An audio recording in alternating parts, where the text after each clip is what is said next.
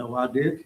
And when we got in here, we felt like we were going to have to wipe the dust off. Seems like it's been so long since we've had a meeting. So forgive us if we get kind of mixed here a little bit, get things back together there. But again, I thank you all for coming out. We got some important things on the agenda, and we're going to try to get through this. It's quite a bit of agenda there. So we're going to try to get through it as fast as we can there. So again, thank you all.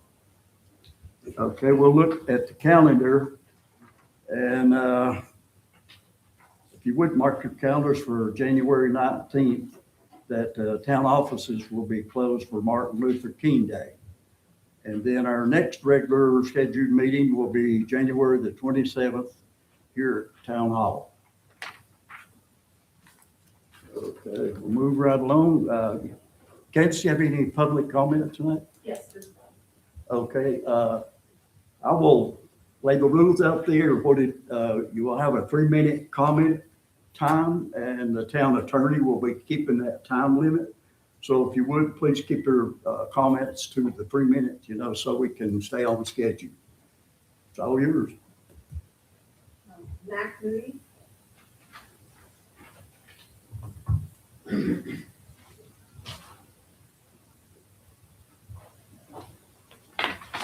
I'd just like to tell you that I'm here because I'm against the Pride Parade.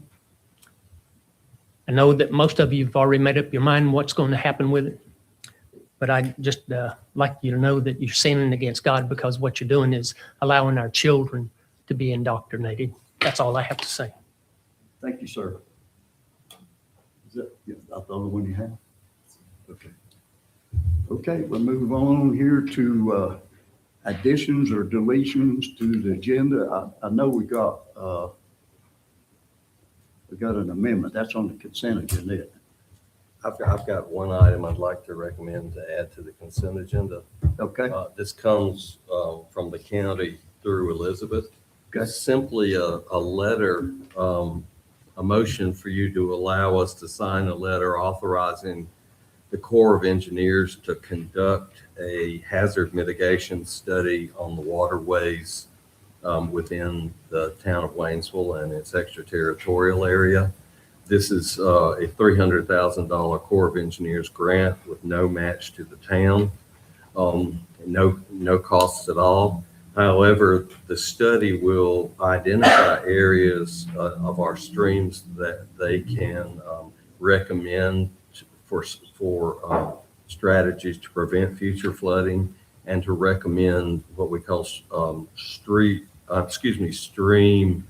restoration. And as you know, we've done a lot of stream restoration through Vance Park, where we go in and we create new slopes and we plant native plants to restore those banks. So this is simply an item we'd add to the consent agenda, where you'd authorize the staff to sign that letter to allow us to be a participant in this countywide study. Thank you, Mr. Mayor. Okay. Anyone have any questions for Rob concerning that? I read Kansas, she had it on an email. I seen it where you had sent that out earlier. I'll make a motion to add the feasibility study to the consent agenda. Second. Got a motion and a second. All in favor, say aye. Aye. Opposed, show the like sign. And Okay. Mr. Mayor, I'd proudly like to approve the consent agenda. We got a motion and a second. All in favor, say aye. Like to make a motion about that. Okay. Oh, yeah, we got that To amendment. remove item F from the consent agenda and add it to number 10 on our regular agenda. Sorry about Works out that. good because I had it 9B. I'll make an amendment to my first. All right, you got a motion with an amendment. We need a second. Second. Second from Julia. All in favor, say aye. Aye. Opposed, show like sign. Okey doke.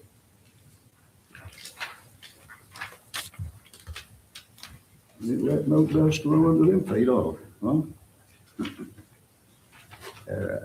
We got some presentations tonight. And the first presentation here is a Life Savings Chiefs Award. And so I'm gonna ask our Chief, David Adams, if he would come up and bring us up to par on that. Thank you, Mr. Mayor, Council. have Luke help me out here. He's dealing with his employees at the rec center. So on November 15th of this past year, Cassie Tottenhagen, Michaela Stodinger. I'm messing these names up, but Kylie Wood and Addison Goodman witnessed the swim coach experience a medical emergency, collapse, passing out and striking his head on the pool deck. The swim coach went unconscious briefly, and he had severe bleeding from his head. The lifeguards sprang into action and administered first aid. Their efforts and quick thinking aided in saving his life. The award of life saving is conferred upon these employees, the town of Waynesville, who, while serving in official capacity with the town of Waynesville, perform an active, distinct, and successful life saving of another human being. Awarded this day, 13 January 2026. We have a certificate for each one of them. If they want to come up. There's those folks here. If you would, please come up. Addison.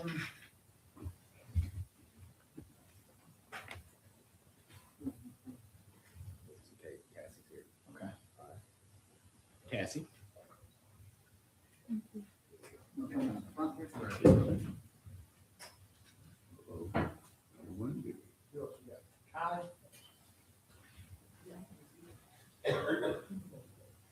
Congratulations. Thank you.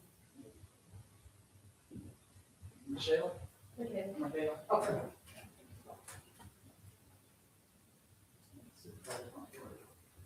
And Addison.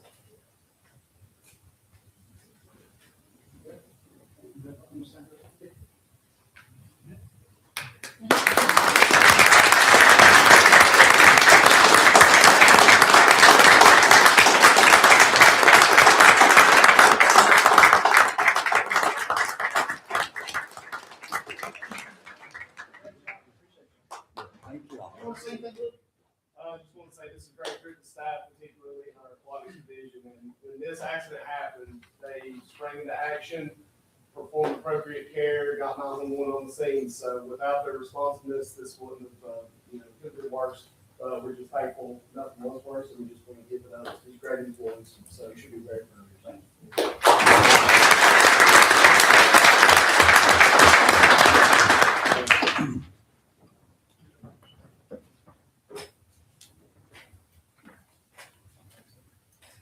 Our next agenda item is Lieutenant Tamara Vanderday, his retirement, and granting her duty weapon. And Chief Adams, you're still up? Yep. Thank you.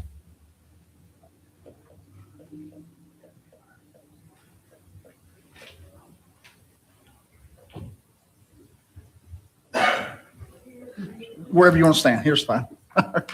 It's Lieutenant Tamara Vanderday. She's had 30 years of great service to the town of Waynesville.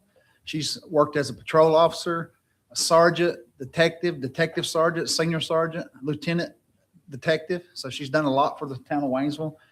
She helped organize our evidence room, get it top notch. It's one of the best in the state. So just completed the audit. Everything's good to go on that. She's an expert in the crime scene collection. She also is a professor at Western Carolina in criminal justice. We hate to see her go, but she's got 30 great years here. And it's been a pleasure working with you, Tamara. And we're going to present your firearm, your duty weapon to you tonight. And thank you for your service. Thank you. It's been a pleasure.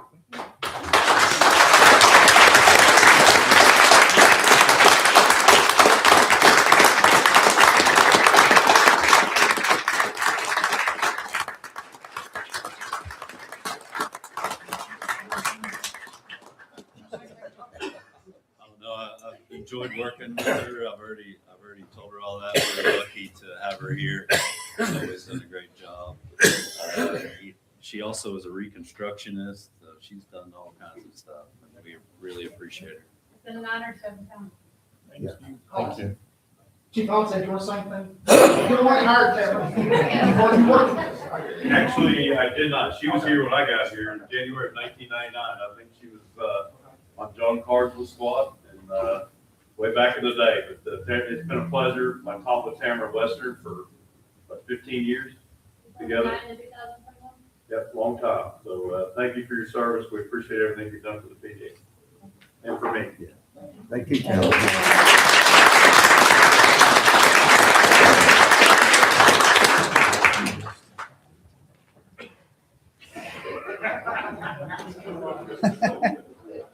She hates hugs, so that's what I Everyone touch Okay, our next agenda item is the retirement of our telecommunicator, Sheila Trull, and Chief Adams will present that as well.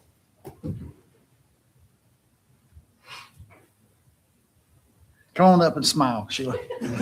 Sheila always has a smile, so She she's, always does. yeah, she's a I pleasure, agree been a with that. pleasure to work with her for the last 6 years. She has 30 years with the town of Waynesville. I think she started in the rec department, correct?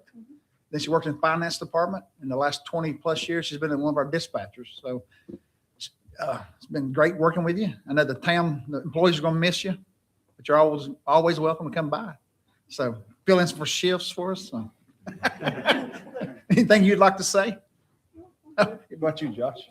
I mean, again, we're another employee that we're so lucky to have had. Best dispatcher I've ever worked with.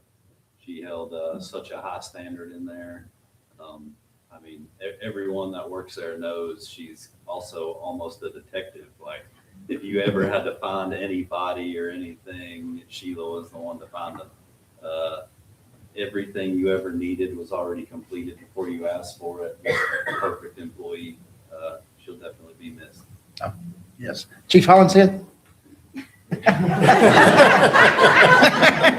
guys both said what I was gonna say, basically. Yeah. The board doesn't realize that they do have another detective in Sheila. They Right. just didn't have to pay her as a detective. But, anything that was happening on the road, you would have to make a phone call. She would be calling you. So I've already found your guy. She'd be on the computer working, missing persons, whatever it was. She was a true detective behind the dispatch desk. So thank you for everything. Thank you, Sheila. Enjoyed it.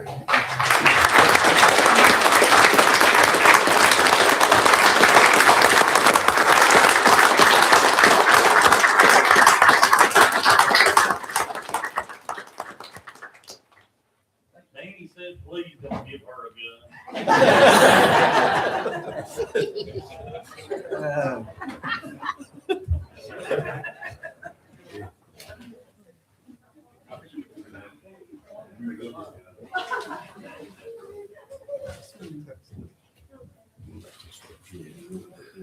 We'll let those folks clear just a bit. We're gonna have like the firemen that's outside come in and have their turn.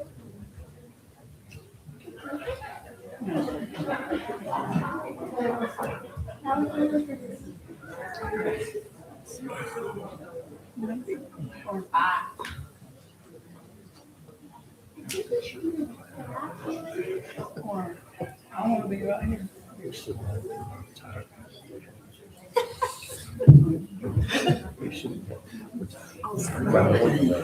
finished 32 and I was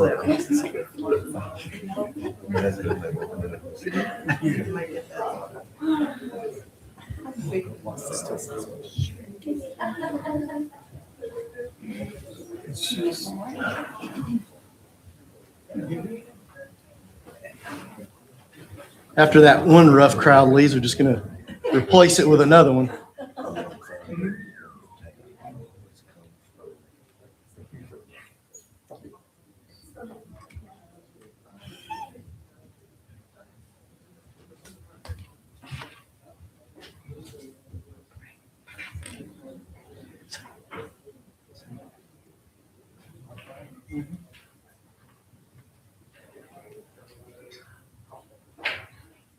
You got it right, Chief?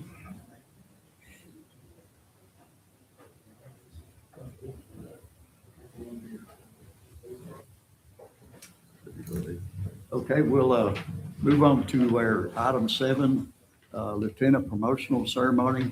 Fire Chief Chris Mahaffey will present this presentation. Mr. Mayor, thank you for letting us have this time this evening. This is the best part of the job, getting to celebrate the amazing folks that we have. So before we get started on the lieutenants, I'd like to call Daryl Calhoun on up. We didn't have this on the agenda, but he will retire before we can actually have another board meeting. So I wanted to recognize him after 27 years.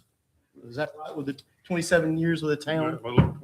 27 years with the town. He did start with Chief Hollingshead. He's not he did start in the police department, then moved over to the fire department. He's been our fire marshal for the last several years and will retire as the fire marshal. His ceremony is next Wednesday at the rec center between 3 to 5. So please come help celebrate Daryl. So I just wanted to have him up here and recognize. Would you like to say anything?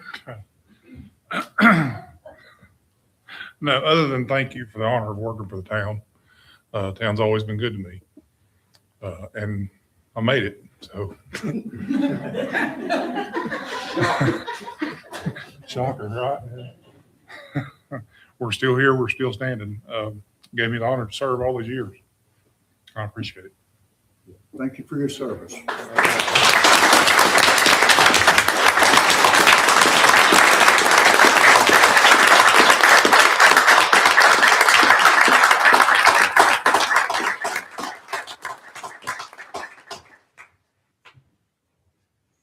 Mayor.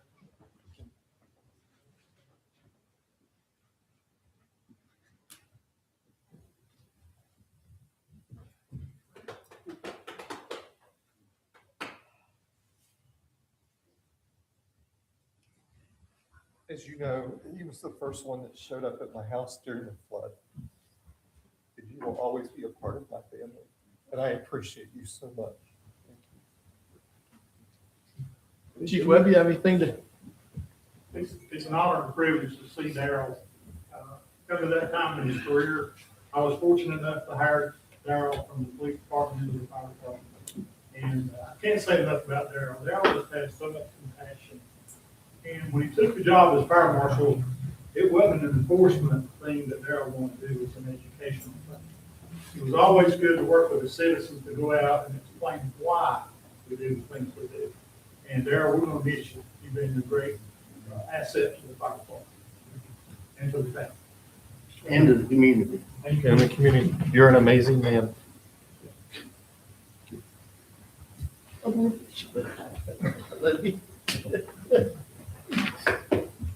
Yep, just make sure you come by next Wednesday and we'll just continue the love. So as you know, a couple council meetings ago, you approved our positions for lieutenant. As we run more and more calls with a single engine, we needed a supervisor. The guys were already doing that. They were already stepping up and fulfilling that role. So we just thought it'd be official. So we've identified, we were ahead of the game. And last year we did a process. We identified 4 folks to be step up and be these lieutenants. One has since left for the private sector. So we're working next week. Cody's been managing that. Next week, we'll pick another lieutenant. But I'd just like to bring these guys up. The first off on A shift will be Jason Webb. Come on up. Jason's worked for the fire department for over 10 years now, right? Mm-hmm. Am I right? Working on 10 years. He's a seasoned, experienced firefighter. He's been a great asset. He's always been a mentor and has stepped up. So he's a natural choice for this position, and he did very well in our process. So here's his helmet, and they've already been official and working. So you'll notice they've already got their helmets fixed up.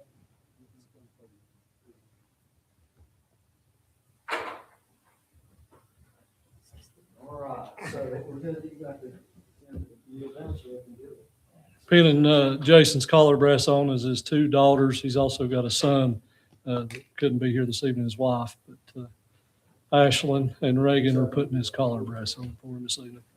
His mom and dad are here as well.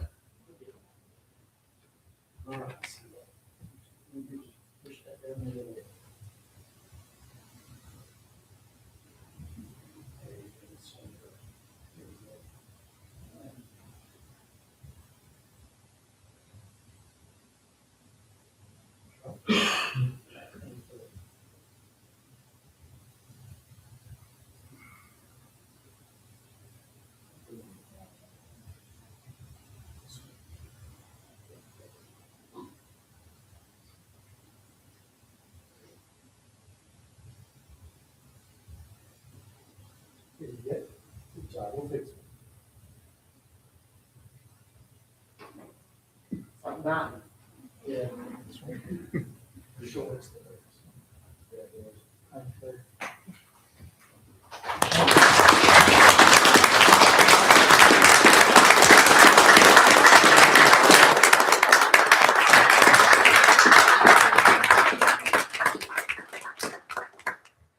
Next up is Trey Silver. He'll be on C shift, or openings on B shift right now. So Trey's another longtime employee of the fire department, a long member of the fire service. He's quite famous. I told you the story about how he got his name as Trey. His grandfather and his father are both highway patrol troopers retired. So Trey's going to be equally famous in his own right. And it's his birthday. And it may or may not be his birthday. Also, you'll remember he was their Town of Waynesville Employee of the Year this year. So, all right. Here's your helmet.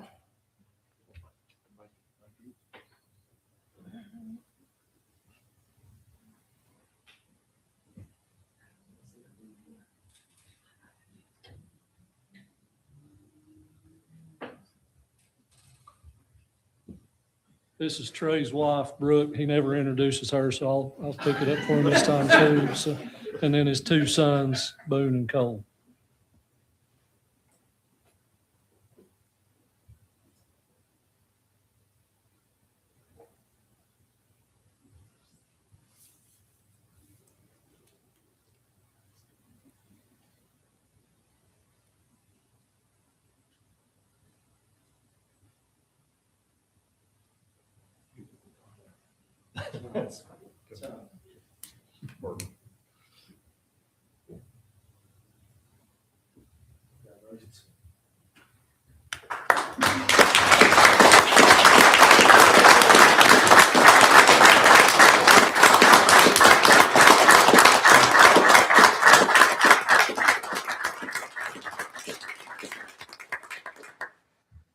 And last but certainly not least, on D shift will be Luke Palmer.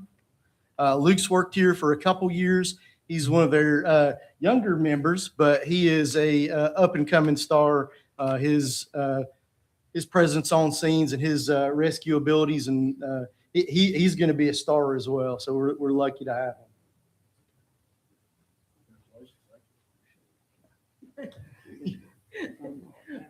This is Luke's mom.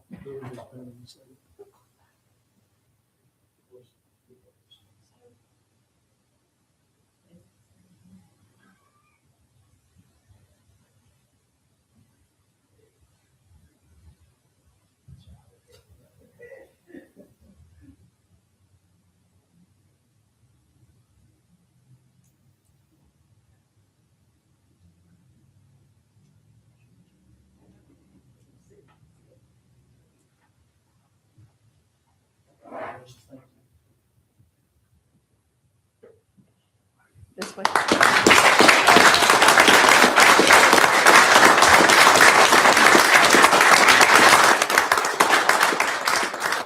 Thank you.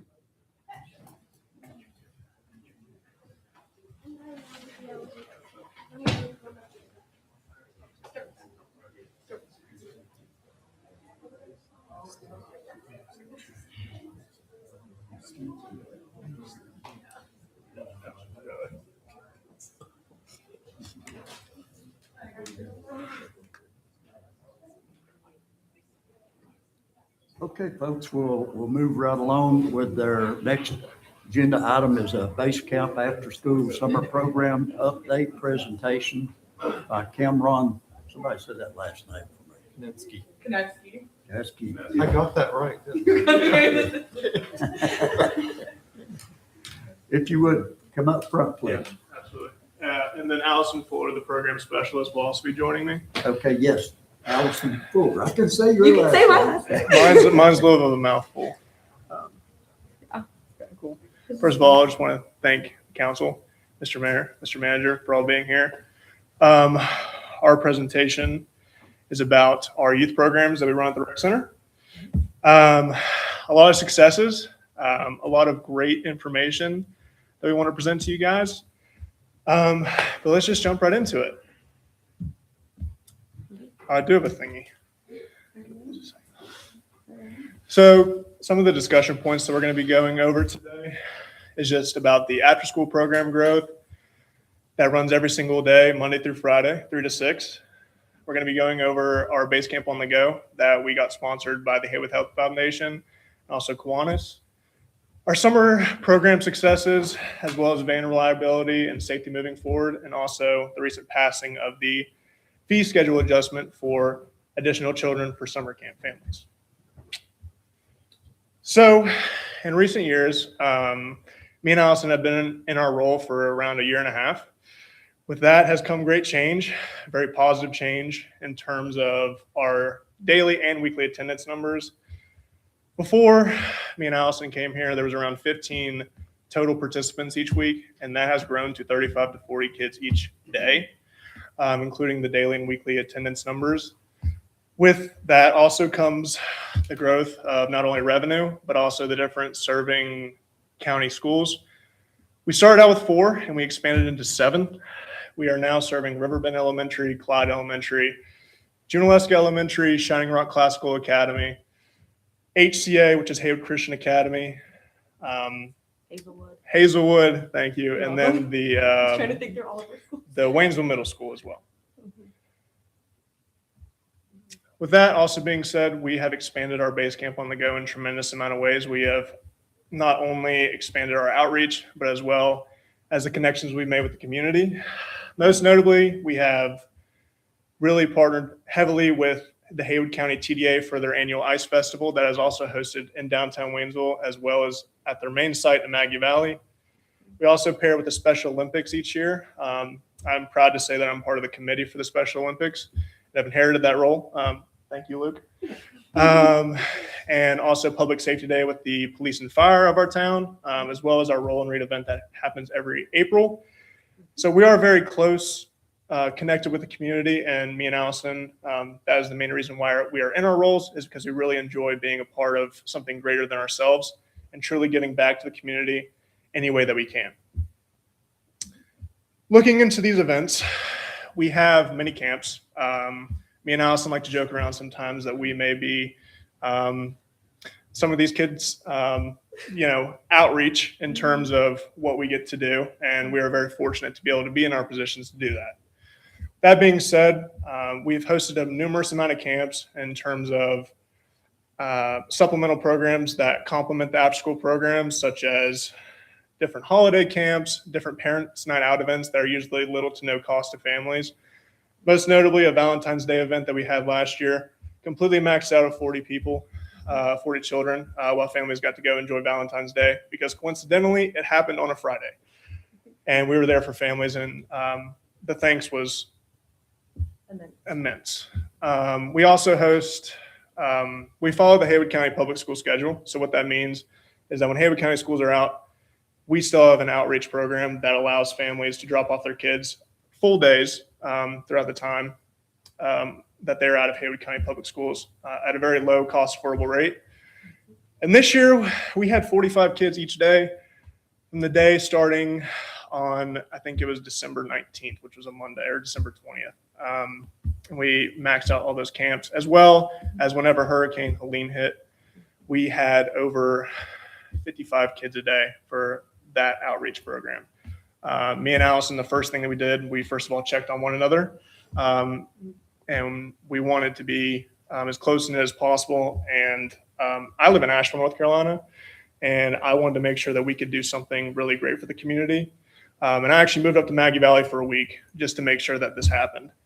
And it was really powerful, and we were really fortunate to be able to help families, because even though the hurricane hit, families' lives obviously don't stop, and we understand that. So summer camp this year, we earned over $115,000 in earned revenue. What that means is that we have surpassed our goal of $85,000 that we wanted to make this previous year, which is over $30,000 in surpassed revenue. With that being said, we are also in a position right now where we can comfortably say that we're on track to make we were on track to make $150,000 before the end of the new year, which is the most in program history. And we're very fortunate to be able to say that. We had 85 to 105 kids a week. We also hired 16 camp counselors that were very immense, very helpful, and they're very energetic. We thank ourselves for the very, very amazing, intricate interview questions for that. With that being said, we had one complaint the entire summer. We had no incidences. And as a supervisor, I'm very proud, especially about that. Also in compliance, and thankfulness from Luke Kinsland and also Eva Hansen, who's part of Kiwanis. We were thankfully allowed to be able to sponsor the Broy Hill Family Baptist Home, which is a foster home for children for 2 weeks of summer camp, which would have not have been possible without them. So thank you. And they had a really big blast, and we have them reoccurring every single event that we have, which is amazing. So I'm not really going to talk through this too much, but just kind of going through the recap of the different weeks. We had 8 different themed weeks, and we got to go out. We got to go out to Pisgah National Forest, DuPont. We got to go to Sunburst Swimming Hole. We got to go kayaking, tubing.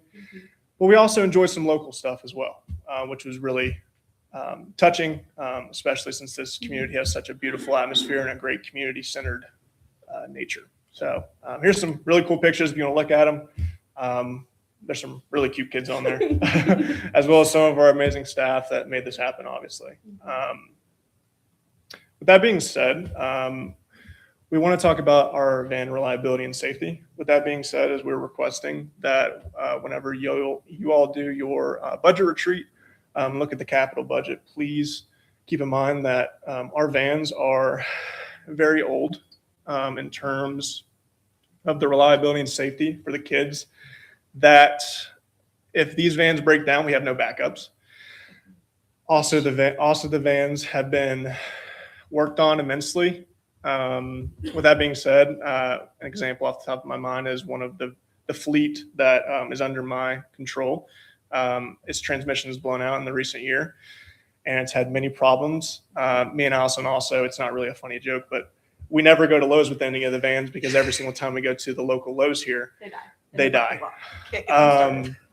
But so we stay away from Lowe's. We don't go to Lowe's. With that being said, I think it's really great to note that reliability and safety is the number one factor when we look at summer camp. We want to make sure that we can provide a safe atmosphere for these kids.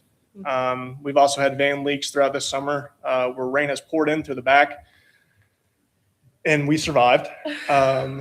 But there's just a lot of different things that whenever we look at what we're trying to build off of and the amount of community we're trying to build out and just the service we're trying to provide, we want to make sure we can, first of all, comply with ADA for a handicap accessible van, but also make sure that from my perspective, having knowledge and understanding that my staff out there and the kids out there are going to be safe, because we go to remote areas that don't have necessarily service. But yeah, so I think Allison wants to talk about a little bit, maybe some of the other safety concerns as well. Yeah, so again, our vans are well loved, to say the least. I personally drive daily the 8-passenger handicap accessible van, which is now a 7-passenger van. One of our seatbelts is broken. We recently had some work done on it, and it is still not up to par with what we would hope for the kids to be in. And that's the biggest concern is our kids. If the seatbelts don't work or the emergency exits won't open, then we run a real risk of getting in a predicament where we can't get our kids out safely. And it is a very real concern for us. We have the 2 vans. Both of them have issues. We're grateful for our vans.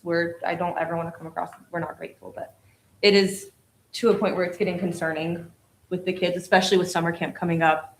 And we have so many children, we can't, I feel, reliably and safely transport them, which is a bummer. But we're just hopeful that we can resolve that so that we can put on another great summer camp, and hopefully reach more families, and especially with the additional child, lowering the cost. That was very helpful. A lot of our families are very excited about it. We've had a lot of families who couldn't sign up last year who are signing up this year because they couldn't afford it last year, but they can now. So we're really grateful for that. So thank you all for that as well. I It think sounds we like your program is growing and growing. It is. Yes. Every day. And with that, we know it comes a great responsibility, and Yeah. that's why we take great pride in what we get to do. We have a great part-time staff, as well as me and Allison are obviously two-headed dragon in terms of operations, and we're very thankful for that. With that being said, I'm good for the last slide if you're good with it, Jesse. I'm You toast. have it. I have the pointer. I'm so sorry. With that being said, this is the final slide.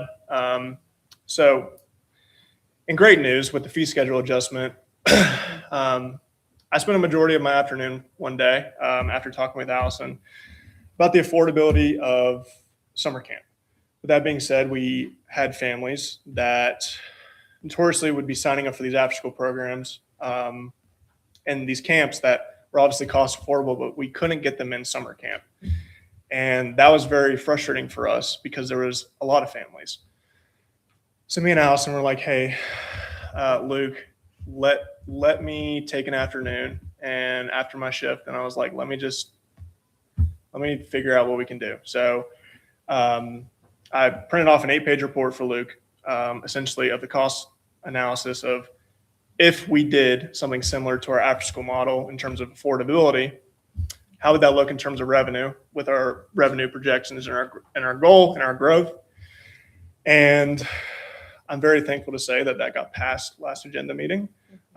Families are now paying within the fee schedule. It's $175 for non-residents, and then every child past that is $90 instead of $175 and $175. And then now non-residents are $190 plus $100. So with that being said, me and Allison can both say we're very appreciative of you guys for allowing that to be passed, because I know this is going to make things easier for families that not necessarily could afford it earlier, and it will make us the most competitive camp in the area, as well as providing a long-lasting service that are going to create long-lasting memories for these children that they hopefully will, in return, become summer camp counselors at the end of it. With that being said, the financial goal with these numbers ranges between earning $110,000 to $130,000, and we're very thankful. And our goal this year is $90,000 as a program, and I do not believe. I hope we pass that with flying colors. That being said, do you have any questions or comments? Anyone have any questions? Just a comment, and I'm Yeah, sure. going to invoke Julie in this as well. I'm the former chair of the Haywood Healthcare Foundation, and this was one of the first grants that we did when it was converted, and I could not be more proud of you guys. And it's amazing to see that seed that we planted. Julia was on the board then as well. The seed that we planted has grown into this, and I'm very proud of you guys. Thank you. Thank We you really for appreciate it. making that money so productive. Thank you. Absolutely. Thank you so much. Well, thank you all. John, do you have anything? And with that being said, we need to talk about vans. Yeah. When does the next summer camp start? It starts Monday, June 8th. Okay. We're doing 8 weeks again. We are in the midst of our summer camp planning. So past that point, we may not be able to give you a straightforward answer, but we go until August 7th. And we have 1 week off in the middle around Independence Day, 4th of July. And we do 8 weeks, obviously 9 weeks, but take that week out. And we're already getting emails. I think after the new year, even before the new year, probably got about 20 emails. And it's super awesome because it just goes to show me and Allison are very prideful in what we get to do. And we like to think we have friendly faces. So the kids really love us. We love the kids, and we love the family, and we love the community. Pretty friendly. We're just here for the kids. Yeah. That's it. You seem very passionate about what you do. Yeah, definitely. So we need to figure something out on vans, pretty darn quick, right? Okay, We can bring a report back to you, and of course, it did come out of your general fund balance. okay. Well, We'll get that rolling. Yeah. Okay. You guys have anything to like that? Joey? No, I'm still on the Healthcare Foundation board, so. Absolutely. We'll take a good look at you guys again. Thank you. I See what we appreciate can it. do to help. We're actually having a meeting next Wednesday with Marge Wonderful. to hopefully look at Wonderful. maybe I getting was gonna say, partial, get everyone- partial funding or maybe a full funding of the van. So hopefully productive conversations, and we really appreciate you guys. So thank you for your time. We get a lot of compliments and we get a lot of negative information, being council members and the mayor and everything. And I'll tell you one thing, the base camp and the recreation are normally taught, we don't get very many complaints. Well, thank you. Kudos to you guys for what you're doing. Thank you. We really appreciate it. You guys have took a bull by the horns and making it go. I'm proud of both of y'all. You seem like you really, really enjoy what you're doing.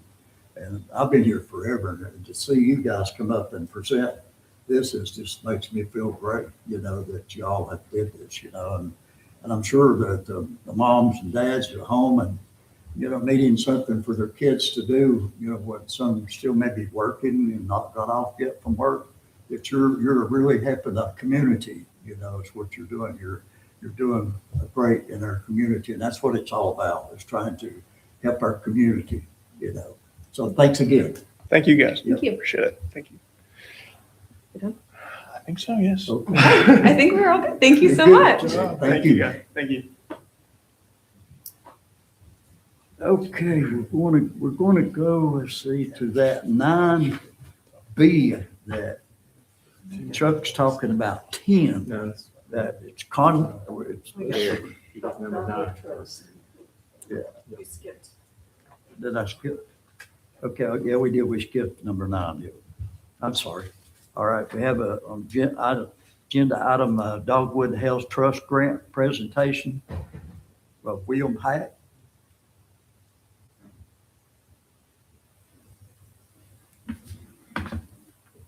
Good evening, Mr. Mayor, Town Council members, and Town of Waynesville staff.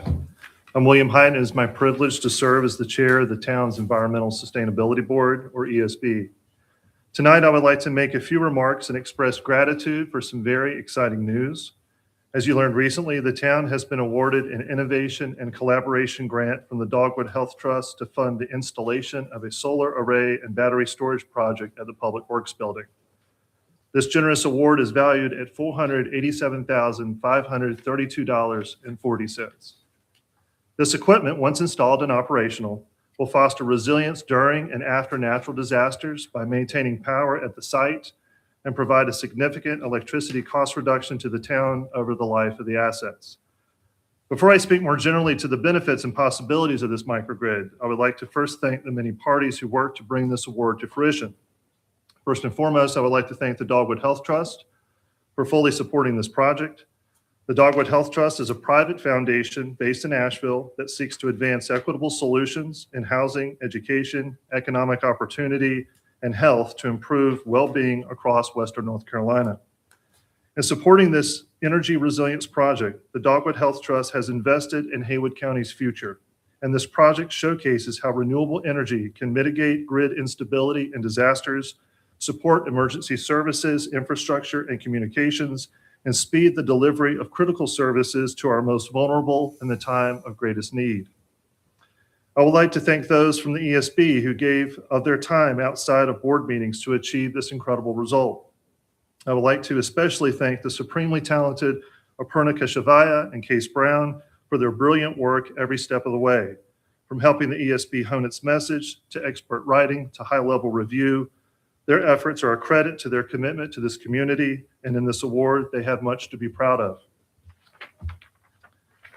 The town council deserves credit for considering solar as a viable, cost-effective solution to reduce greenhouse gas emissions, to support the town's resolution to be carbon neutral or net zero by 2050, and to promote energy independence for municipal power.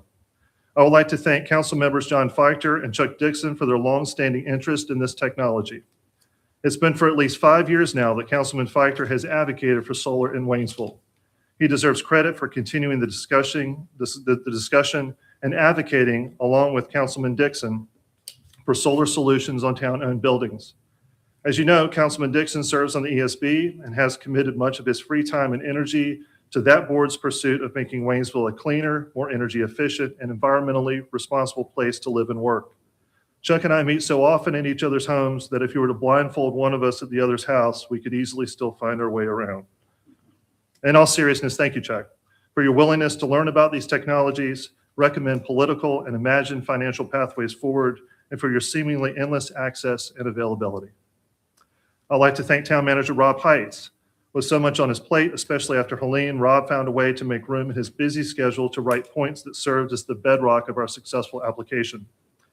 Many thanks also for participating in the interview for final selection. Your experience during the town's Helene response alerted the interviewers to deficiencies in the town of Waynesville electric grid resilience and opportunities to firm up infrastructure. I would like to thank town staff for all the assistance they provided in this grant cycle. Paige McCurry in particular deserves credit for peerless coordination, providing supporting documentation, and packaging the grant for submission to Dogwood.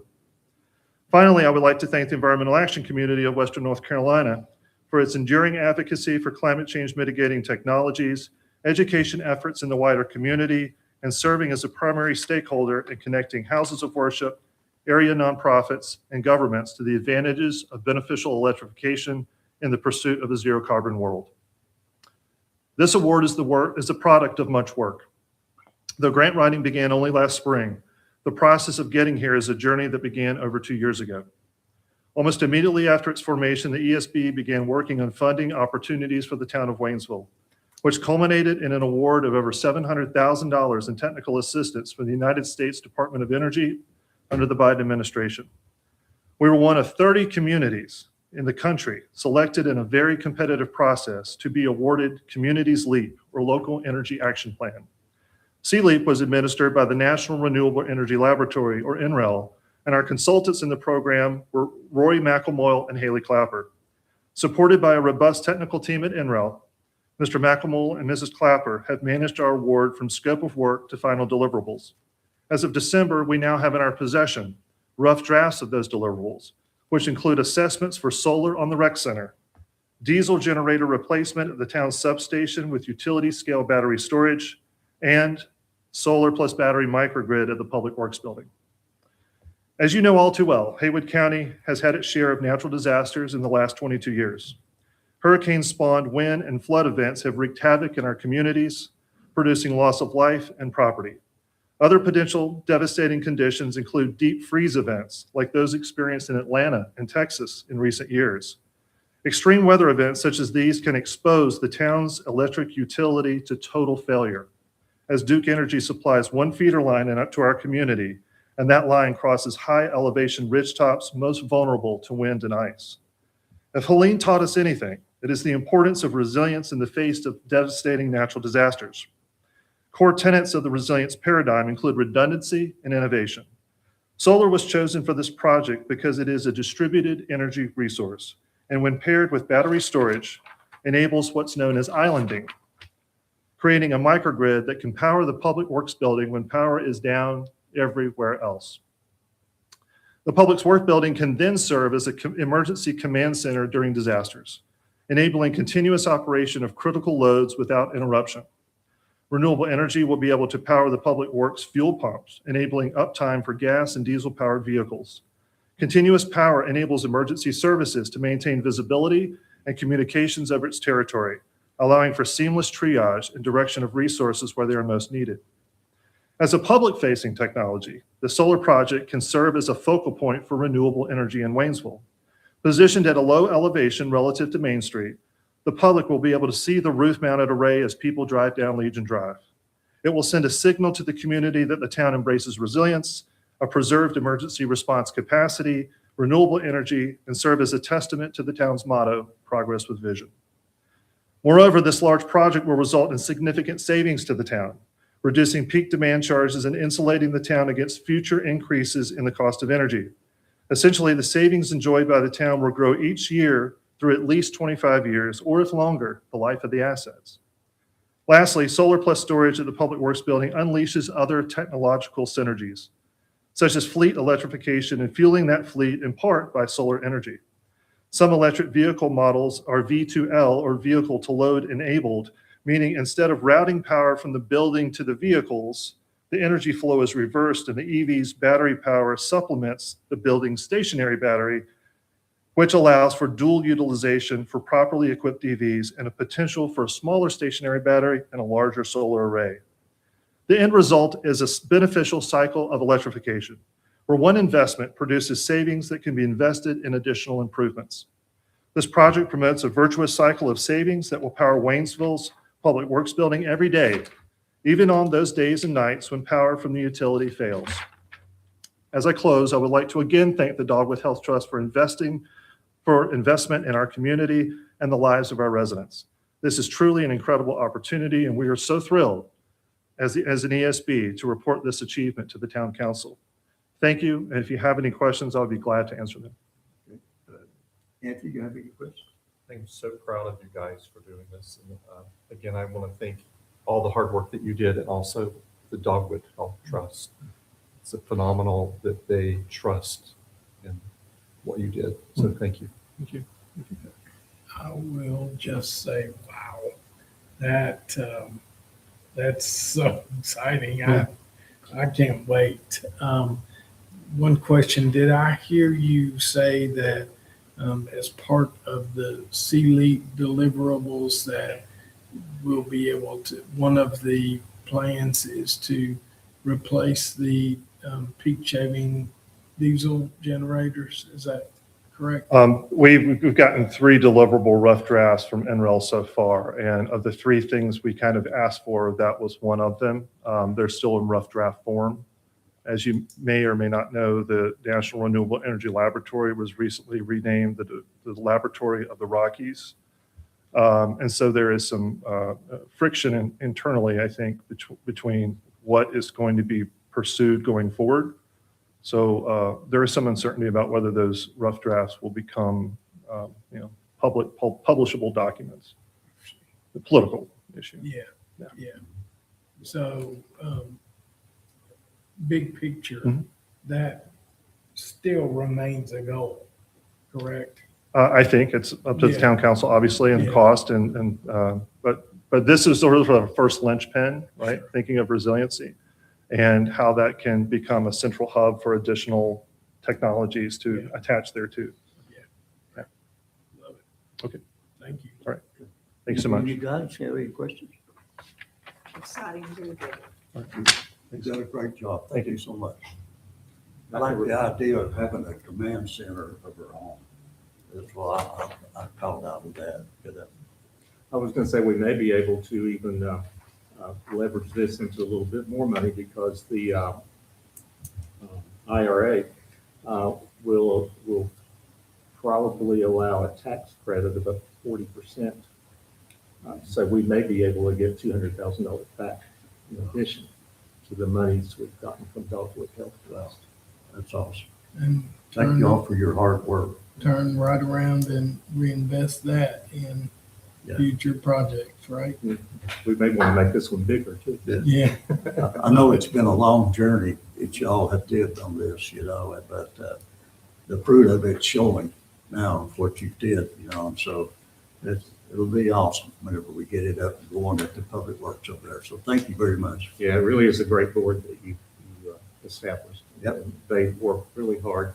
Betsy Wall's here also with William, and she does a great job too. Thanks again. Okay, now we will move to that 9B, contractor approval for a wastewater treatment plant potable water supply for the disc filters. Rob, you or Laura? Laura's going to do it for us. I hear a lot about you, a lot of good things about you, Laura. So thank you all for what you do. Good evening. It's a pleasure to finally meet you. The item before you tonight is a request to approve a contractor for the project at the town's wastewater treatment plant. The project involves installing a potable water line that will be used to clean the plant's newly installed disc filters. The disc filters are the primary part of the wastewater treatment process.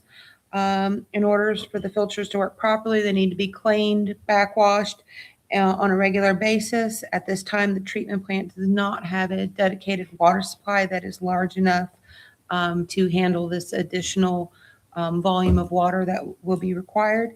The limits on how effectively the filters can be cleaned, and this will increase the wear on the equipment over time, and lead to more frequent maintenance, reduced treatment capacity, and potentially higher costs and compliance concerns.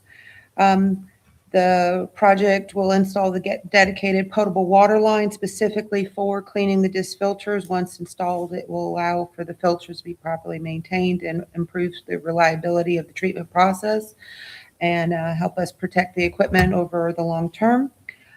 Based on our review, we are recommending the award go to ACMI. This firm was the highest rank with the best overall value to the town. If approved, the project is planned to begin the first quarter of fiscal year 2026. The work will be coordinated with the plant operators to minimize any disruptions, and construction will be expected to take about 6 weeks. The project will be funded through the wastewater fund, and sufficient funds are available in the already approved 2026 budget. I think this one's already being paid for with funds we've already got. So it's actually 2025. Are we in the 26 budget or 25? No, we're in the 25, 26. budget. 25, So 26 you got budget. both of them, Yeah. but this was a budget amendment that y'all approved. Approved about 3 months previously. ago. So Yeah. this is the already contract previously funded. That's the budget amendment fund. There's no anticipated impacts to the utility rates, and we're just looking to avoid any intended additional cost based on repairs and operation issues in the future. And we recommend this approval of this item. And if anybody has any questions. Does anyone have any questions for? I do have one comment. All these contracts have to go to our Western Division Office of DEQ. So if you're inclined to approve the contract, the proper language would be to approve a resolution of tentative award. That meaning that DEQ must approve the bid as well. So your language would be resolution of tentative award. Got that answer? I only have one question. Okay. Was the need that this process is going to solve, that came up outside of when we were Yes. looking at the overall project? Yes, sir. The original design was to use the reuse water, Okay. and then we were not producing a clean enough reuse water to then use that to backwash the filters. So based on the recommendations from the manufacturer, they said that if we could provide potable water to the filters, then we should be able to get the filters clean enough to continue to use it as a primary feature. So in effect, that we anticipated this was going to be a need in the original plan? No. Okay. What?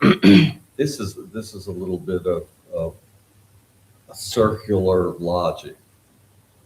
In order to clean the disc filters, we have to force water through little jets.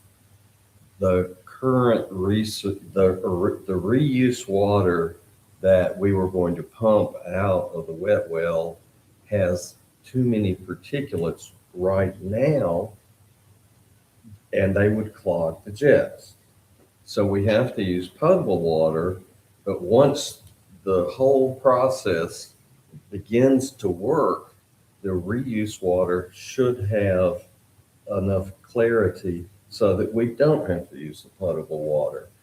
But you see, we have to have one in service to create the other.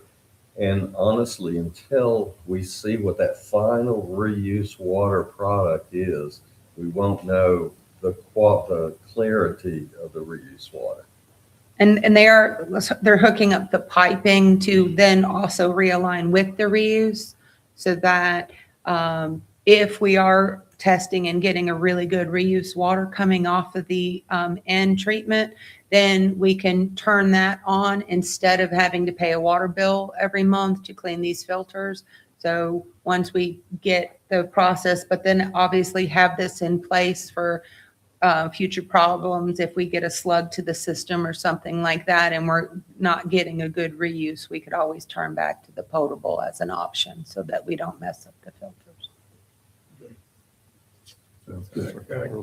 Yeah, it is definitely circular and to the tune of $400,000.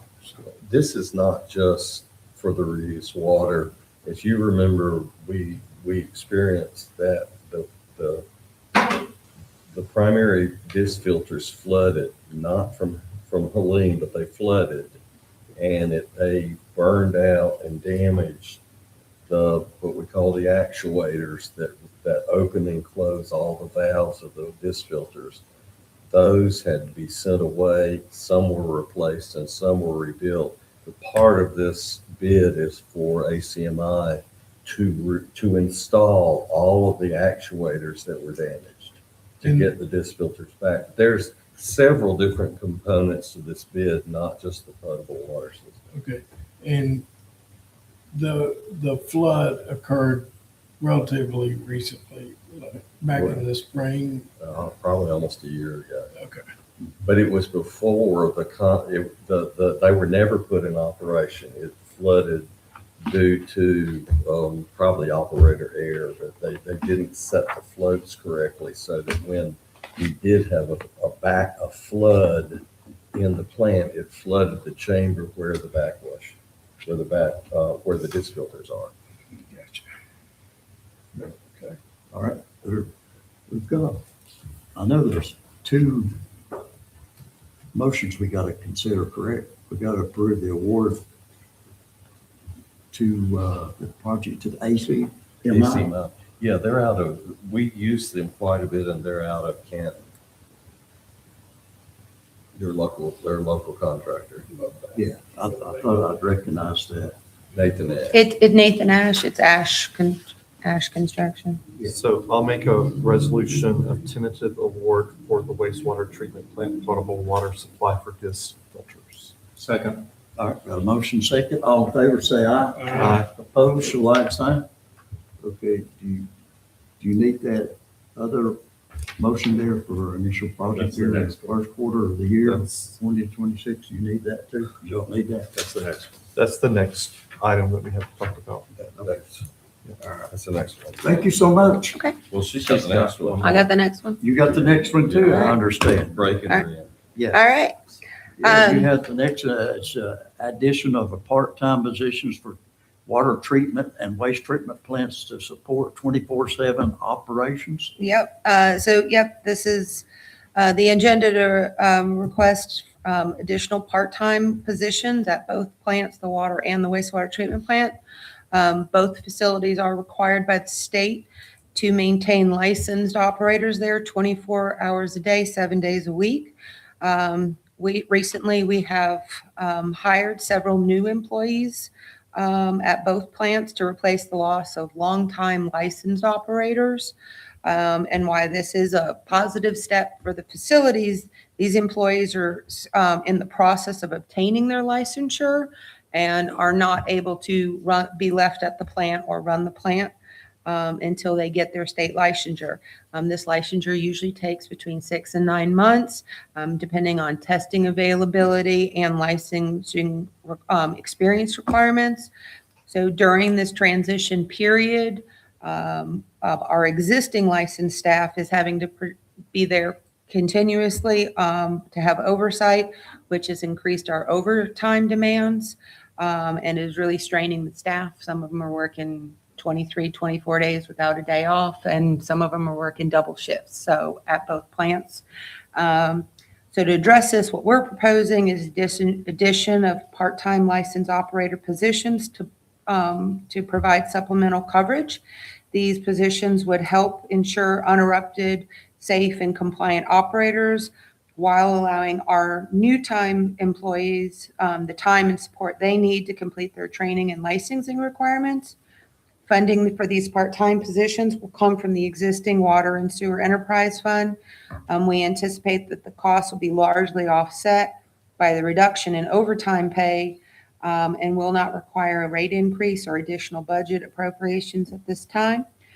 This request is a proactive approach to maintaining regulatory compliance, protecting our infrastructure, and providing support to our staff at the facilities. And staff respectfully recommends approval of this motion. And if anybody has any questions. Anyone have any questions? Are these permanent part-time positions or? This is, we're not looking at it as a permanent situation. We have ex-employees who have moved on to other facilities for increased pay that are willing to come back nights, weekends, when our staff are really strained and help us. So they're already familiar with the plant. And they're willing to come take shifts. We've already talked, Kyle and maybe even Steve now and the retirement group to come back and help us at the water treatment plant. He was the reason that one of my guys got a day off after 23 days was Kyle Cook came back. He's taken a second shift once a week now. Once Steve has been gone for 30 days, he'll be able to also then take a shift. Those are retirement positions. These are the part-time positions we're looking at additionally adding either through the employees that worked here and are just looking for an additional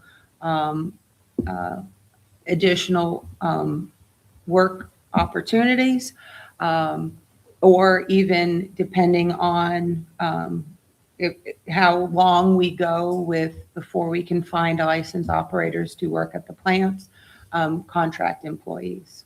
But on a part-time, it's just until we can get licensed staff. Currently, we've had 2 already test, but they have to have a certain amount of months of experience before they're licensed. So they're tentative at this point. We're expecting probably in 6 to 9 months when we have our current employees we just hired become fully licensed, that we would be able to stop with this. We're just trying to get coverage as a stopgap.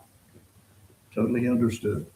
So we need a motion here, guys, to approve this additional part-time operator. Move to approve the addition of part-time operator positions for the water treatment and wastewater treatment plants. Okay, got a motion by Chuck, Second. second by Julia. All in favor, say aye. Aye. Opposed, show like sign. Thanks, Ms. Watt. Thank you guys so much. I really You've done a appreciate great it. job. Okay, we move on to contractor approval for Public Works Bank Stabilization Project. Hutch. Mr. Mayor, Council, I appreciate you guys having me. As you just mentioned, Public Works Bank in the rear, if you're looking at Public Works, the rear right, we've had, as a result of the negative impacts of Hurricane Helene, have caused quite a bit of erosion on both slope faces. So we submitted or sent out an RFP. We had 3 contractors bid on the project. We kept in mind trying to find the contractor that's going to do the best job for the town, obviously. We've decided to go with Rhino Design Build at the sum of $442,880. While they're not the lowest bidder, they were the most responsive and responsible contractor that we've worked with on multiple different cases. Mr. Bailey's the CEO and president of Rhino Design Build. He's been in my office. We've talked for a few hours on the project. I feel very confident that his firm will be able to easily manage the bank stabilization project. As far as the scope goes, I'm sure you guys have it there. I attached it. They're going to furnish and install up to 2 pre-production soil mills. That's to confirm the subsurface conditions and validate design parameters. And then once those come back and everything's okay, they will come in. From what he's telling me, it'll take a 30-day mobilization just to wrap up any projects they're currently working on. Once they're on site, it'll be 40 working days to actually complete the project. So project-wise, is from a square foot perspective, it's 5,280 square feet. I'm sorry, 5,250 square feet. So it's a pretty big project. It's something that's not only going to help the public works complex because any substantial rainfall is just eroding that bank further and further. Also to residents on Morning Drive. So if you go down to Public Works and look now, with every rain shower, the gentleman's losing a little bit more of his, it's encroaching on his property line. So much further, and he's going to have a bank or a fence that now is at the bottom at Public Works. Yeah, I'm very familiar with that. I remember when these folks called in about that. This is the townhome complex right below Public Works and that. No, it's kind of more close to, if you're looking at it, the cemetery crew where they keep all that do their work. And then Morning Drive, the guy's backyard is adjacent to the Public Works complex. Yeah. It's his property back there that's the one that began to fall off. Earl Clark property there. Yeah. It's bad, isn't it? It's really bad. I mean, the vegetation's gone, so it's just exposed dirt. It's just only going to continue to get worse and be, pose a bigger risk for the town. I'm very familiar with that one there. Okay. Do we anticipate any kind of FEMA reimbursement? We submitted it for full reimbursement with FEMA. Yes. Thank you. Yeah. And then based on Yep, I know exactly what he's talking about. John, It's a mess. Anthony, you guys have any questions for Hutch?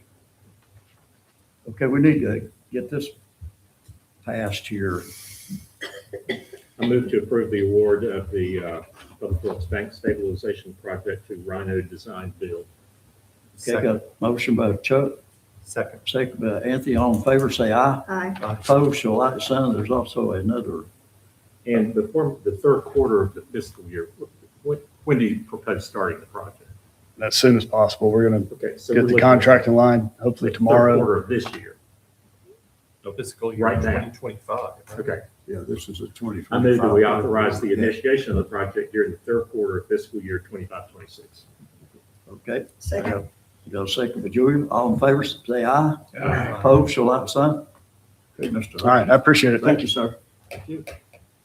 He's doing a good job too. Yeah. But do you have anything to add to that? You got a good man back there, Hutch. Yeah, I'll have to brag on him. You done good. He's doing awesome. He's a good job. Okay. Let's see, we got to award the construction of the contract of an approval of project budget for Vance and Recreation Parks Ball Field. Luke. This is one the mayor's going to be watching. Yes, sir. Yes. Whew. The mayor's going to be watching this one every step. I'm telling you right there. Absolutely. I think that a lot of people are going to be watching this one. We'll let you throw out the first ball. Yeah. Yeah. Yeah, I'll throw out the first ball. We'll let you have the first pitch for sure. So yes, getting down into what we're proposing.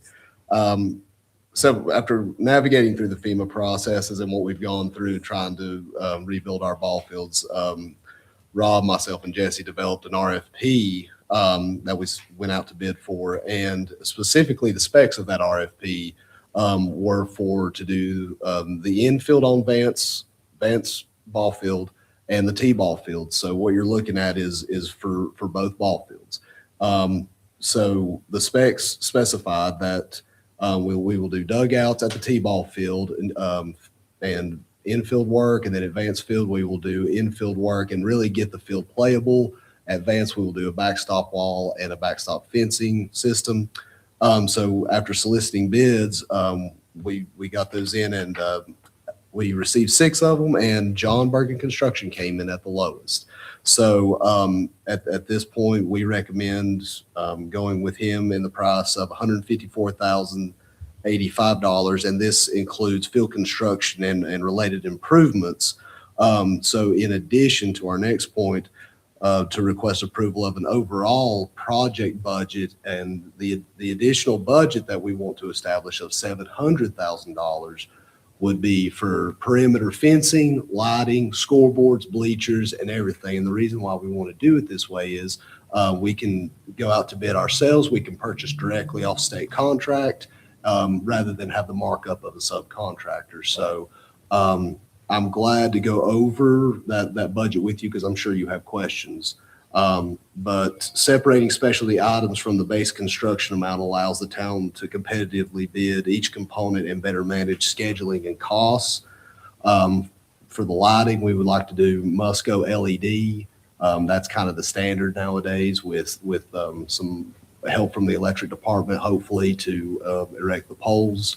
Like I said, scoreboards and fencing and all that'll be separate, but John Bergen Construction would do the major field work. And in his bid, I think advanced field, we will have to raise up the infield quite a bit in order to establish a 1% drain toward the outfield. So there's going to be quite a bit of dirt that needs to be moved in. And we all want to get this project started to be finished by the 1st of March, especially for the T-ball field. So it is very important that if we start on that T-ball field, that we go ahead and get it done as soon as possible. They can still play if dugouts are being constructed, but after talking to Mr. Bergen, he has assured us that, I mean, it's weather dependent as well, but he can get this done by the 1st of March. Okay. So Yeah, especially, question about the timing. yes, especially we reiterated, we know the winter weather happens. I mean, the mud, the rain. So basically, we're asking for a motion to approve the contract amount to John Bergen and then establish that overall project budget. We added some contingencies in there, not to exceed $700,000. So we could get some pricing in that comes in lower. We're going to bargain shop for best price on scoreboards, bleachers, and be as cost efficient as possible. Yeah. Does the 700,000 include the 154? Yes, Okay. yes, yes, it does. Mhm. Do you have a question about John? Anthony? All right, we need to approve this motion here. Anyone want to read it?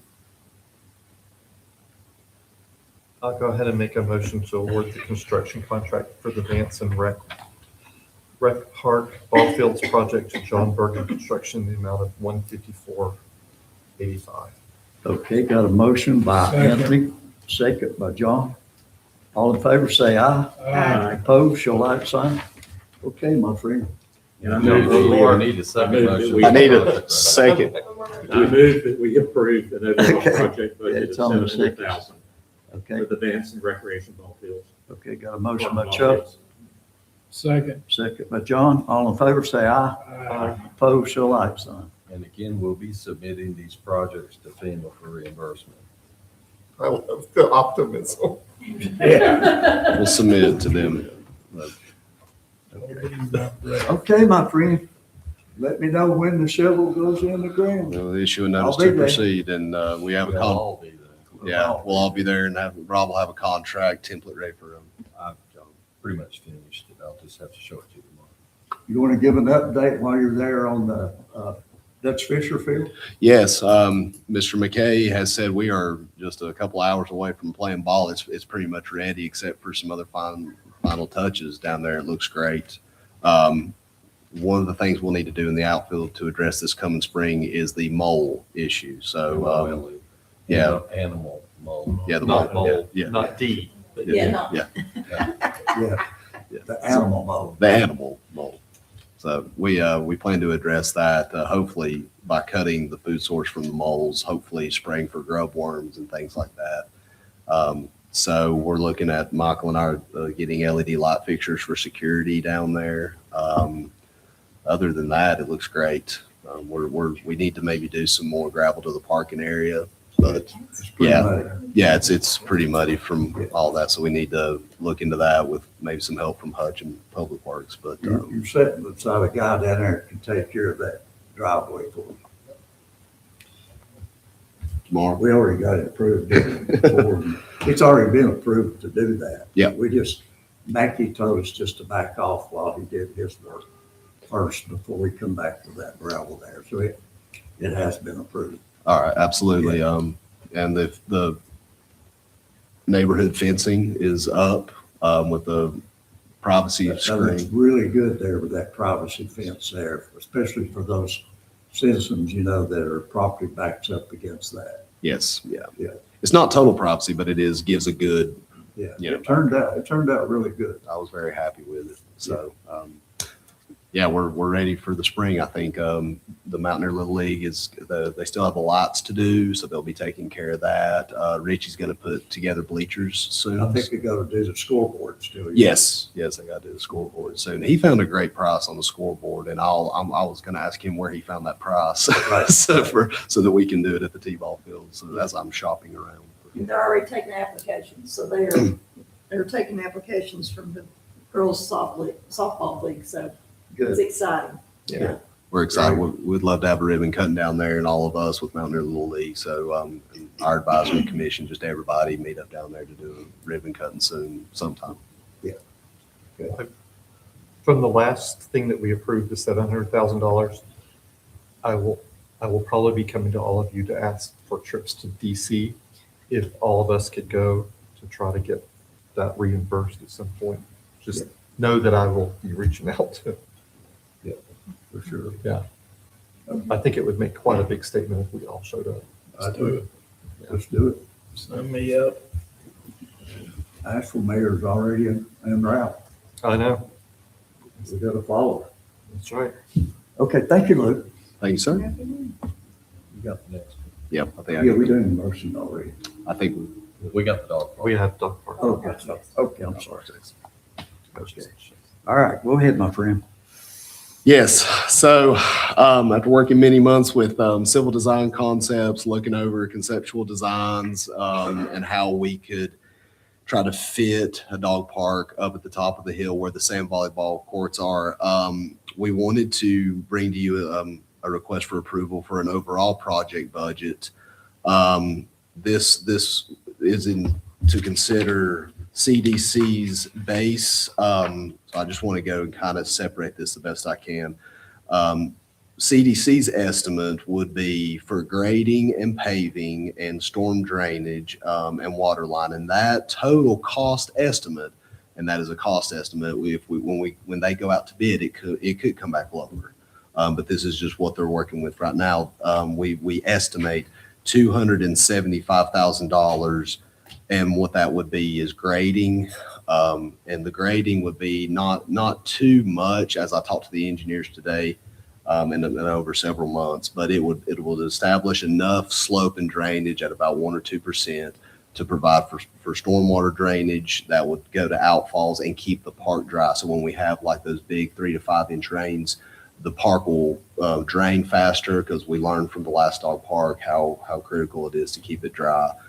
So that's what a lot of this you will see in that estimate.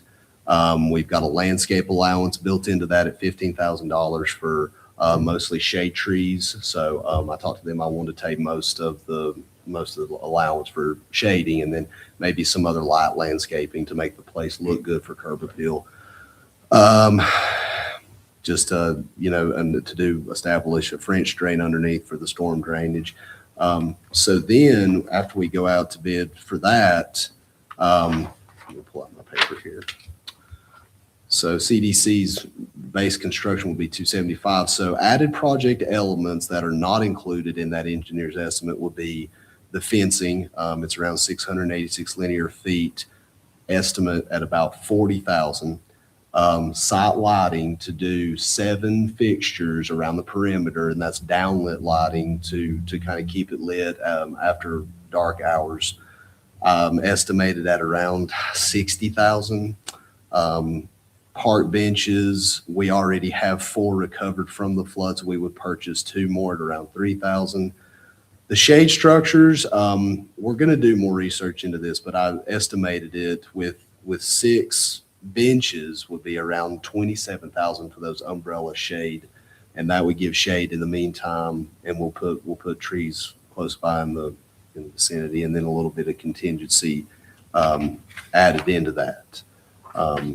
So going even further a little bit, I wanted to, on the consent agenda, we are going to apply to the Helene Pardiff grant for $200,000.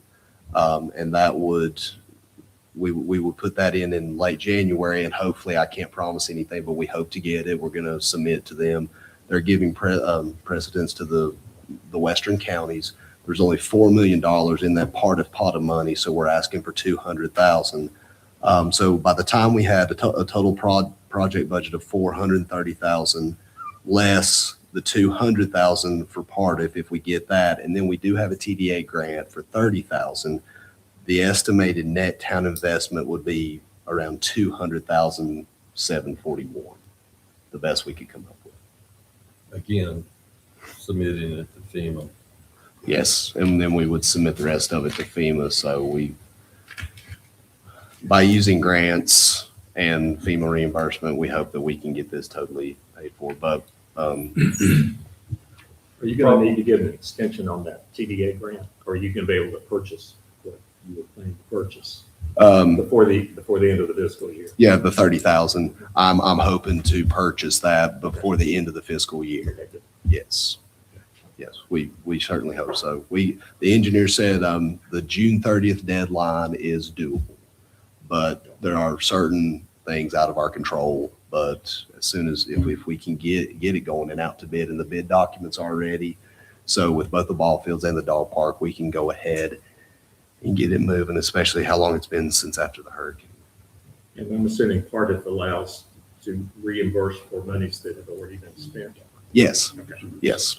Yes, we would apply, we would front the money and then get reimbursed. So we would submit those reports to Pardiff at the state, and they would pay us back. Okay. Anyone else have any further questions for Lee? I'm happy to answer them. I know it's a lot. We're good. Then we need to get this motion through. But I have a comment. I don't have a question for Yes. Lee. My comment is, that's a tough pill to swallow, $430,000 for a dog park. And I mean, that's a tremendous amount of money. And it's hard to put our taxpayers' money towards something like that. Absolutely. Look at from what we hear from the chamber and you and others, there's a tremendous amount of people that don't live within the town of Waynesville that use our dog park. Yeah. And so if we approach the county, have we done that with other municipalities, asked them to participate in this, because a lot of their people are the ones that come here and use that.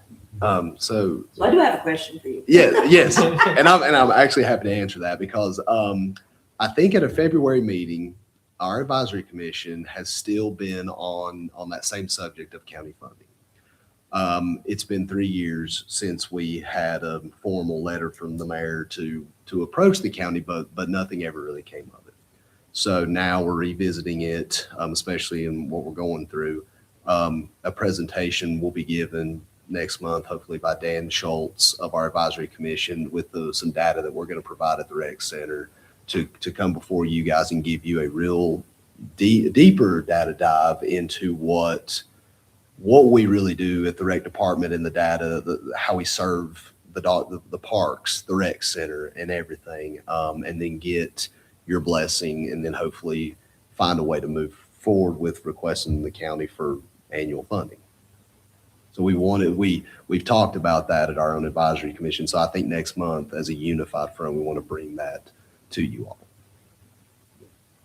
It's only fair Yeah, it is only fair. And the only way that I will vote for this motion is that this is just a tentative improvement of a budget, a pie in the sky budget. We're not actually approving a $430,000 dog park. Yeah, we hope that up to that, and that we've got, if the FEMA reimbursements come back, if these grants come back and all that. So it's the great unknown at this point, I guess. It is, and it is a quite, when I'm adding up different elements to deliver, to design and build a park, you're wanting to do a durable, a good park you don't have to go back and fix later. You won't shade, but you want to value engineer it to where you get those costs down.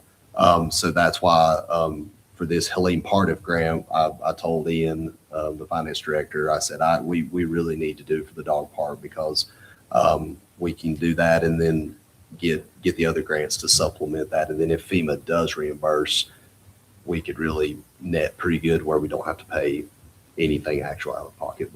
So, is there any opportunity for additional TDA money? Since this is supposedly the largest tourist draw in the entire county. That question. So right now we have the $30,000 grant that we'll spend June 30th, and then I can go back the next year for more. Even looking at capital projects in excess of 100. Yeah, I'm going to look into larger next fiscal year. So we'll do our grant cycle this time and then go back again. Luke, would it not also be possible to add some of the things that you're talking about later on down the line, maybe in another budget year, for instance, trees? Absolutely. You can. Yeah, the other thing is there are a number of people who have professed an interest in helping us out. And I realize this takes work and it's easy to make suggestions on how to raise money, but some sort of memorials for folks or ways that people could contribute money and be recognized at the dog park with benches and things, or plaques, or maybe there's some folks that will give us a fair amount of money. Possibly. But I would agree with Julia that maybe some of the amenities that we're talking about to go along with, we could put off for a little while until we see if we're going to get reimbursed. Yeah, and that absolutely. Or add it in a year when we have a little more money. Yeah.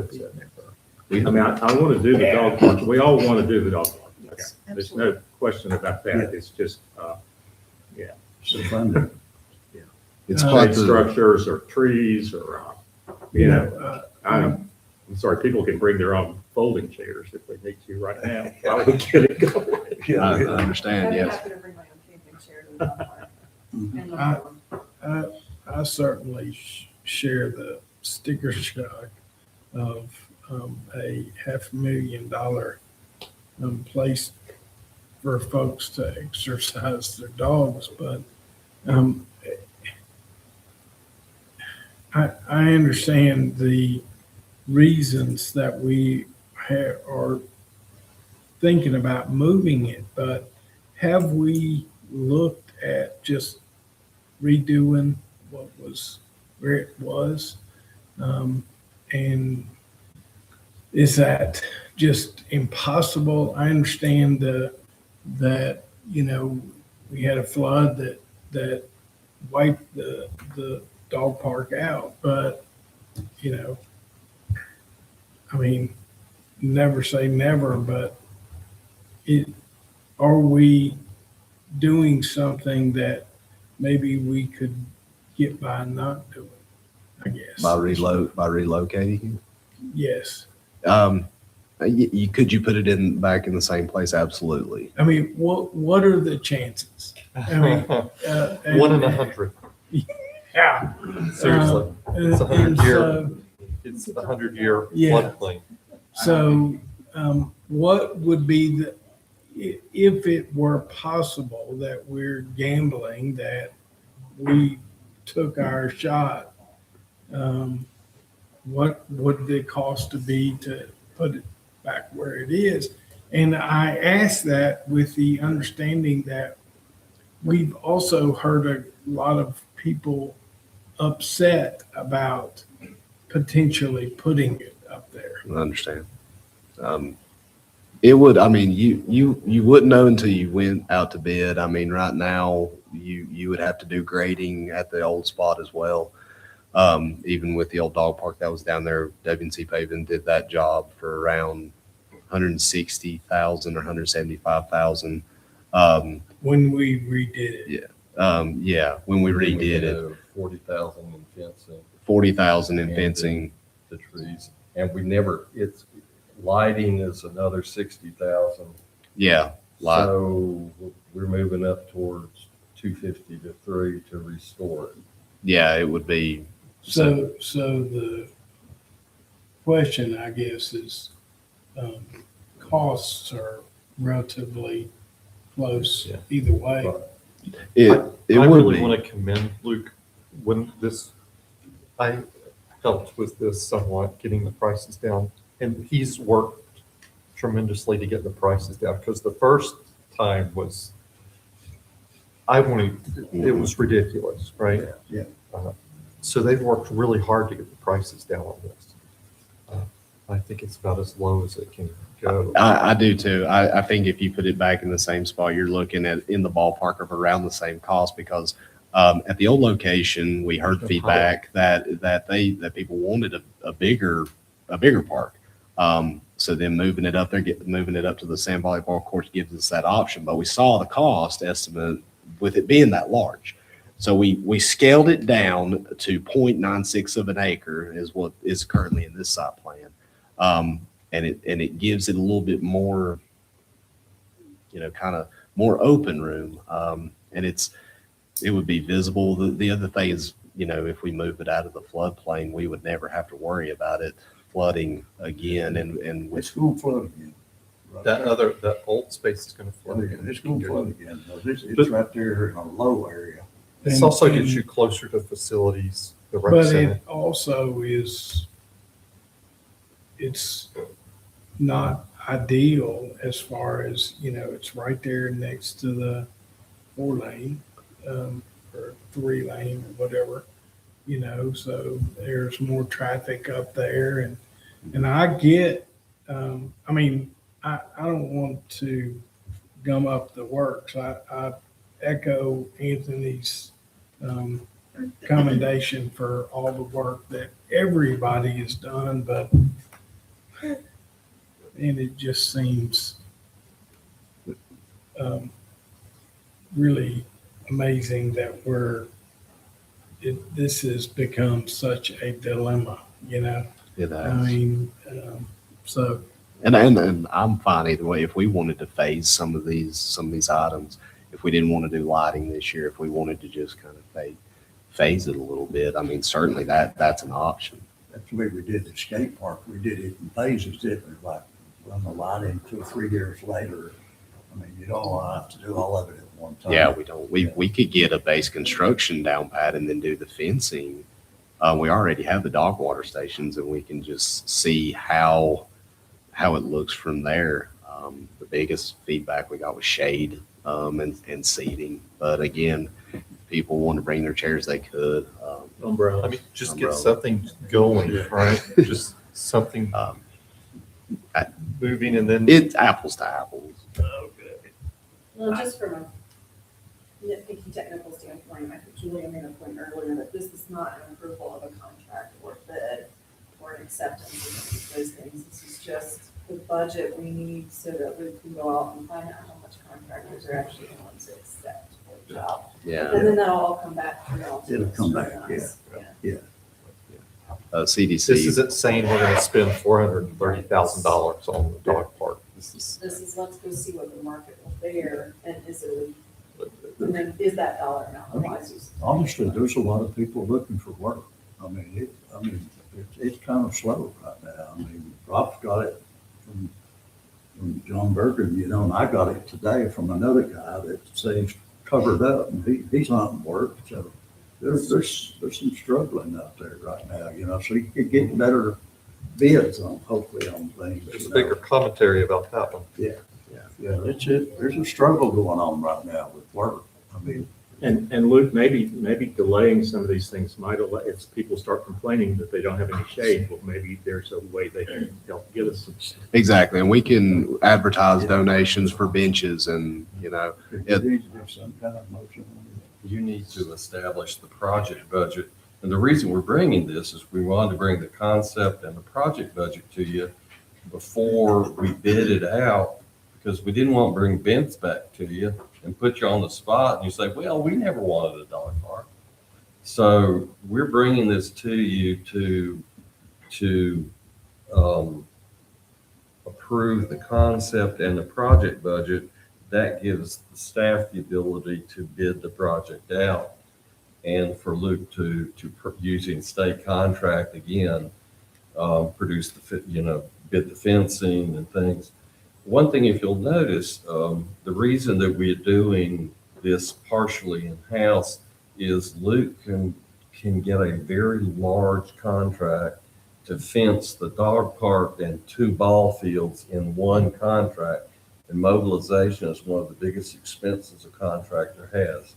We get one fence contractor for 3 facilities, one lighting contractor for 3 facilities, and we get those economies of scale. Where if we had gotten 3 different contractors, they would all get different subcontractors, and they would charge 15 to 20% profit and overhead on that. So we're saving that both with economies of scale and using state contract.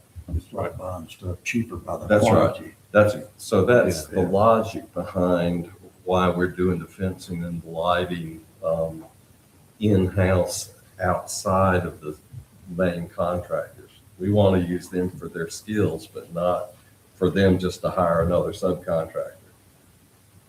If it's things we can install, then we would like to purchase directly off Sourcewell, which is the co-op purchasing that the town already uses, and you can get directly off state contract, and then we get it into the warehouse and figure out a way to install it with our own staff. Save money. Again, approving this is not approving the dog park that will spend this. It's just so they can go out to bids, see what's out there. All right, give me a motion. So with that being said, I'll make the motion to establish an overall project budget of $430,741 for the dog park project. Got a motion? Second. Second by Chuck. All in favor, say aye. Aye. Opposed, show like sign. Okay. You got it, kid. We're gonna catch some flack for this. People are gonna think that we're committing Please, to Paul, spend wait. this money. I'm just talking to Paul right now. We're not spending the money right now. We're not spending that, Paul. Of course, we catch some flack if we didn't, but. No way. Right. Thank you. Now, the dog park lobby is There's in. gonna have to be a lot of donations come from somewhere. Yeah, we're not foolish with money. Don't get us wrong there. Okay. All right. Next item is a comprehensive pay and classification study, phase 1 public safety page.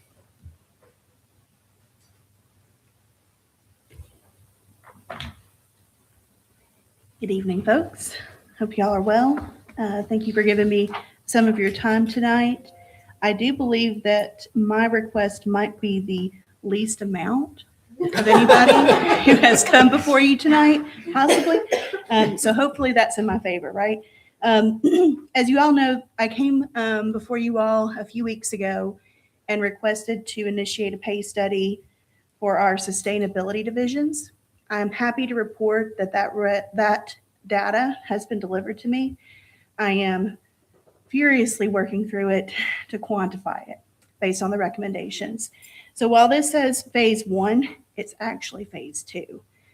But we will be hopefully utilizing, if you all approve, MAPS group for this phase of the salary study, which will include our public safety divisions. The proposal is pretty straightforward.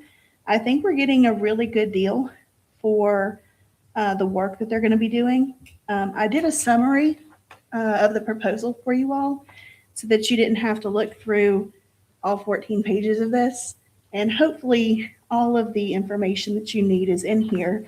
But I am happy to answer any questions that you have because I know it's getting late. So this is fire and police, correct? That's correct, sir. And we've got public works. Part of Public Works. The enterprise fund divisions of Public Works, correct. Okay. So what does that leave us? I mean, are you going to be back for more labor? Yes. Okay. There will be another request in a few months to do the last phase. Okay. And Baker Tilly and the MAPS group, they're all in agreement that the best practice for paying class is to basically look at your positions every 3 years. And so if we do this in phases, it's honestly easier on me. It's a lot less work. All at one time, I feel like I can devote more time to each division. And it is challenging to determine who goes first. But once we establish those 3-year cycles, if you all are okay with that, I believe that it's going to give us some a rhythm and something to expect every 3 years for each department. So you're talking about the phase 3 would be everything else. Correct. Correct. Yes, sir. And will those studies be done on a department by department basis or everything else? Basically what's left. Okay. And so, so 3 years from now, we would do the phase 1, the enterprise funds again. A little while later, we'd be okay. Public safety again, Okay. and then the rest. Okay, and find it hard to believe, but you told me that we did the last one year later. Amy was still here. It seems like yesterday. God, it was when I was first elected, so we're talking 6 years ago. So we're due. We're overdue, actually. I believe but that COVID- original bill was around 17,000, am I correct? The original bill from 2019. Yeah. I actually believe that it was $60,000 17. for the full study, based on our conversations during our leadership meeting this morning, because that was something I wanted to know because I wasn't Yeah, it here. was. I remember that. So I do believe that we're getting a good value. Obviously, this isn't the whole cost. This is a phase. We paid Delane, it was a little over 10 grand to do her portion. MAPS Group will actually take her recommendations and encompass them in their work as well, because they all actually work together. And so that's going to make it seamless. I'm really looking forward to it. I think it's going to be good for the organization. It will be helpful for recruiting purposes, obviously, and hopefully for retention purposes. It'll also help with misconceptions and misinformation. Mr. Mayor, I I don't move we disagree. approve the memorandum of agreement with the league and the MAPS group to conduct a comprehensive public safety classification and pay study and review of the personnel policy for $16,400 plus estimated expenses. Got a motion by Chuck, Second. second by John. All in favor, say aye. Aye. Opposed, so like sign. Okay, Paige, thank you so much. Thank you all so much. Appreciate you. All right, we'll move along here to our communication from our staff. Town manager, do you have anything for us tonight? No, sir. I'm fine. Okay. All right, we'll move on to our town attorney. Do you have anything other than you're skipping out? I think next. Well, I can, I know you're I going can be available to assist the council. Oh, As Sal. needed, yeah, by phone, I'm by just- Zoom. Yeah, I'm just cutting up. But yes, I will be reporting to you. Yeah. Now you're rubbing it in. Yeah, now she really, yeah. Well, I haven't had a real vacation in a couple of years, I so. understand. I just got Very one much. last fall myself. And Martha asked us if she would be needed at the rec park, the master plan for the recreation department, and I told her no. So, yeah. I just wanted to clear that with everybody. She's good with that. Yeah. She said she was fine. The only thing I know is coming up, I know the cemetery committee's wanting to talk to you about some things with that, but As long as they didn't find It's- someone adversely possessed. no, no, no. Grave on No, the this, time. I think this is something else. I think. They want to just run by you, you know, to make sure that they're doing some things right. You know, it's not nothing rushed, but I did talk to the chairman and he said like maybe for you to come to their next meeting. So what do they do, like quarterly or something like that? I'm sorry. Cemetery committee? They just updated their schedule. I think they just met in January, so the next one will be March. Yeah, so, you know. Well, it'd be great if they could send me that date now. so I can email you. It's on our calendar in the agenda packet. Yeah. And Gary, if they have questions, why don't you get them to maybe let you or Martha know ahead of time? That would be Yeah, great. their if questions they have are, questions. yeah. That would be super. Yeah, oh yeah, this was just something that we talked out with one another. It's not nothing, rush or anything like that, Well, I don't That- think that they're going anywhere. Yeah, oh, no. But we just sensed that. Sorry, I'm a little frustrated. I know, It's been a long day. I'm tired of saying. Okay, we'll move on to communication from mayor and council. Chuck, you have anything? Nothing. Julie? No, sir. Anthony, John? I would like to thank you for what you did I think you did it through the Elks Lodge for the Ark. I said, Yes. seen something there where you had helped the Ark We sure get did. some Yeah, money we got their van back on for the their road. van back Yeah, on the road, yeah. and I'm not sure where I picked up on that, but it touched my heart. Yeah. And Oh, bless anything for the Ark. I thought about you when we Yeah. gave them $3,500 to Yeah. get their van up and going. Yeah, so thank you so much for what you did You're for the welcome. Ark. Thank you for what you've done for them all those years. And I spent 40 years there, but it's Thank you. it's well worth it. Yeah. So thank you so much. Other than that, I entertain a motion that we adjourn. So moved. Second. All in favor, say aye. Aye. Opposed? Okay, we're good.